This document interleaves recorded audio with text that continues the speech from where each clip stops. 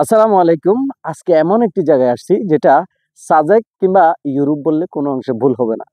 আমরা এমন একটি জায়গায় আসছি যেখানে প্রচণ্ড শীত।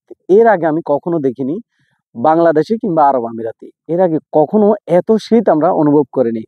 আমাদের রাতে ৩ থেকে ৪টার ভিতরে এই শীতের মাত্রাটা ছিল আপনার ১১ থেকে ১৩ ডিগ্রি সেলসিয়াসের ভিতরে। মানে একদম কনকনে ঠান্ডা, যেটা আমি এর আগে কখনো অনুভব করিনি। এই পাহাড়টা এত উঁচু যে আমিরাতের সর্বোচ্চ পাহাড় চূড়া বলে এটাকে।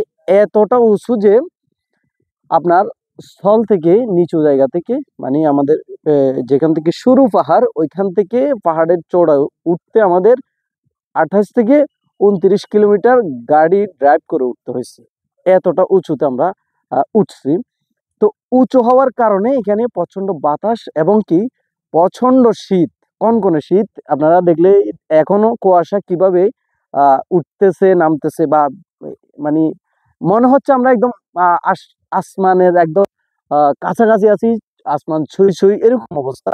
এই ভিউটা এত সুন্দর, যদি কারো মন খারাপ থাকে তাহলে গাড়ি নিয়ে এখানে চলে আসতে পারেন। মানে এতটা সুন্দর, আপনার মন একদম ফ্রেশ হয়ে যাবে, মাথাটা একদম ঠান্ডা হয়ে যাবে। Just wow! তো যাদের মন খারাপ থাকবে, যারা ঘুরতে পছন্দ করেন, চলে আসবেন ইউএইতে রাসুল খাইমাতে। এই পাহাড়টি অবস্থিত, এটির নাম হচ্ছে জাবালে জায়েস।